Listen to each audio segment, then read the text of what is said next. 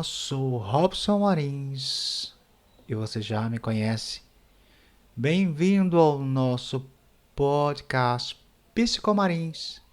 E para você que não me conhece ainda, sou Robson Marins, sou licenciado em Filosofia, licenciado em Educação Especial. Também tenho 7 pós-grado. Estou me graduando também em Psicologia, sou escritor, pensador. E você pode encontrar todos os meus livros nas redes sociais, em Amazon. Você também pode visitar minha página web www.marinsbreu.com. Bom, seja bem-vindo e hoje nesse espaço de escuta de conhecimento em que a gente vai se reconectar com a ciência, com o nosso corpo, com a nossa alma. E a gente vai falar sobre o trauma. É engraçado porque constantemente a gente tenta entender o trauma. E há pessoas que consideram o trauma como se fosse uma besteira, como se fosse algo infame. Pessoas que utilizam termos como eu sofri na minha infância e sigo vivo, eu passei por isso e passei aquilo outro, e aqui estou, me fez mais forte, mais resistente, sem entender que o trauma atua de maneira diferente dependendo de quem. Mas o que o trauma realmente faz com o nosso cérebro? É possível curar? A gente tem que pensar quantas vezes a gente luta constantemente tentando curar o trauma, esses recordos, essas lembranças, e infelizmente batalhamos essa luta constantemente em busca do esquecimento, do alívio dessa dor, desse sentimento que nos aprisiona, que nos condena. E muitas vezes a gente não encontra a resposta porque a gente vê o trauma como se fosse uma doença incurável. E realmente há cura para o trauma? Ou a gente simplesmente tem que viver e deixar acontecer? Porque durante muito tempo achou-se que o trauma era apenas psicológico, algo da mente, mas hoje a ciência mostra que ele afeta profundamente o corpo e o cérebro e até o nosso sistema imunológico. Pesquisas em neurociências revelaram que o trauma provoca mudanças fisiológicas reais, como recalibra o alarme do cérebro, aumenta a atividade dos hormônios, como o estresse, e altera o sistema que filtra e o que é relevante e do que não é. A gente sabe que o trauma ele nos torna hipervigilante. A gente está sempre esperando o pior o tempo todo. E nessa sensação negativa, a gente vai perdendo oportunidade. Essa oportunidade de desfrutar das pequenas coisas, de desfrutar da vida, de desfrutar de nós mesmos. Já que essas alterações dificultam o aprendizado a partir da experiência negativa. Elas fazem com que a pessoa repita os mesmos padrões dolorosos, sem saber o porquê. Porque eu já vivi assim.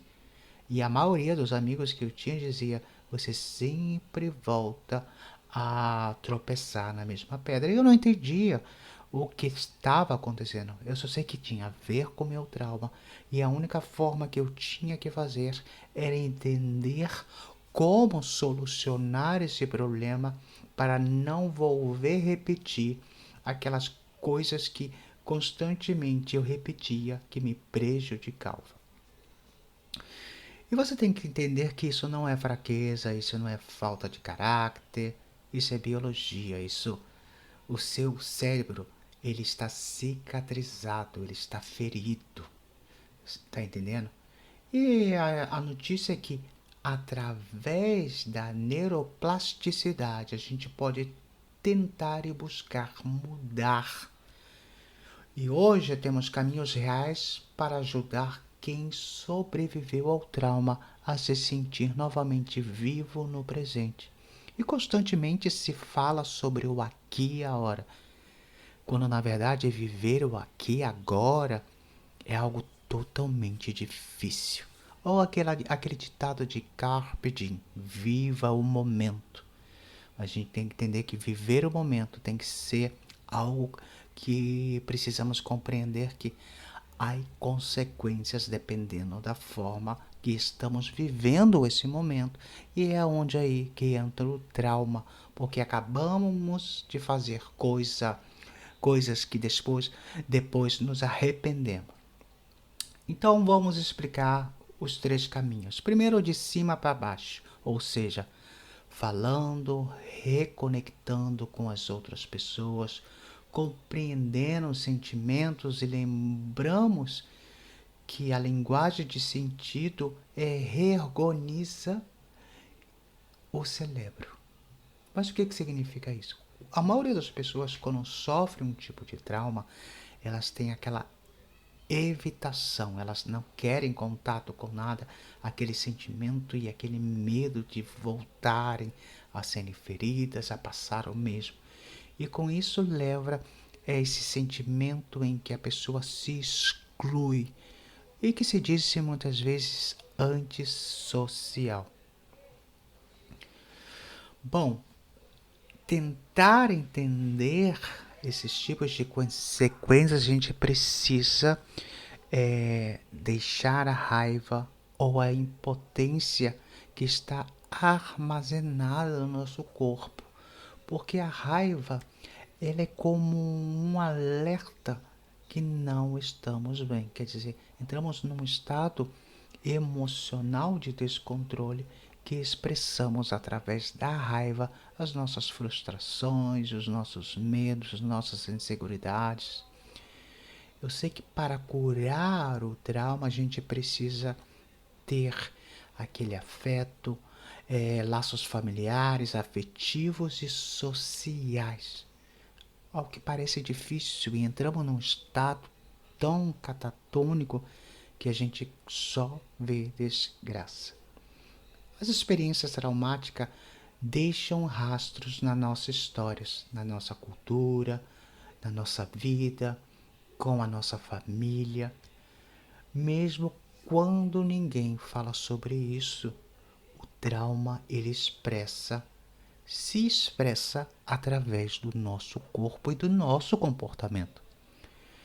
Às vezes os segredos, as dores e o silêncio vão passando de geração em geração, quase invisíveis, mas presentes no modo como amamos, nos relacionamos e reagimos à vida. Quem já viu aquele caso em que o seu avô, você viu aquela história, o meu pai me pegava porque o meu avô pegava meu pai, ou meu tataravô, meu bisavô, aquela sequência, sabe? Que a pessoa vai trazendo de geração a geração, porque confunde educação com maltrato. O trauma não impacta só quem o viveu diretamente. Ele traz em si essa explosão silenciosa que acaba terminando muitas vezes relacionamentos, amizades, porque a pessoa também pode entrar num estado de depressão. E os filhos das mães que sofrem depressão, ou pai que sofrem depressão, eles podem ter a chance de crescer ansiosos e inseguros. Crianças expostas à violência muitas vezes se tornam adultos com dificuldade de confiar, de manter vínculos estáveis, de se sentir em segurança mesmo quando estão seguras. Casos como pessoas ou crianças que foram abusadas sexualmente, mulheres que em a sua adolescência que foram também abusadas sexualmente. Então o trauma faz isso, traz aquele sentimento de inseguridade. E isso não é chamar a atenção. Uma pessoa que não consegue se relacionar com outra com desconfiança, com medo, Essa pessoa não quer chamar atenção, simplesmente ela está num estado de alerta, de hipervigilância, que ela não sabe controlar, ela não sabe como se socializar, ela não sabe como estar no meio desse ambiente. E o seu corpo se expressa de maneira diferente, que aos olhos dos outros vai dizer, oi, esse cara é estranho, essa menina é estranha, essa pessoa é muito negativa. Não é isso, ela está travando uma luta interna com o seu trauma. E tem muita gente que está tentando se reconectar e quantas vezes tentam se reconectar, depois vem de novo aquela decepção e diz, vez, eu não deveria ter confiado, eu dei uma oportunidade e acabei sendo enganado de novo, ou eu dei a oportunidade das pessoas entrarem na minha vida e não valeu a pena, eu prefiro estar isolado, sozinho. Mas para curar o trauma e se sentir-se humano é possível e entender que para nos relacionar com as outras pessoas temos que nos relacionar sem aquela necessidade de apego constante, sem uma visão de idolatria ou aquela visão em que eu necessito que o outro supra aquilo que eu não tive quando eu era criança. Então, eu desejo para você que passou por algum tipo de trauma, por algum tipo de sentimento negativo na sua vida, perdoe a você mesmo. Assim como você constantemente está perdoando os outros, assim como constantemente você é capaz de abrir o seu coração, se dedicar aos outros, dedique-se a você também, porque você merece, você também é importante. Um abraço de Robson Marins.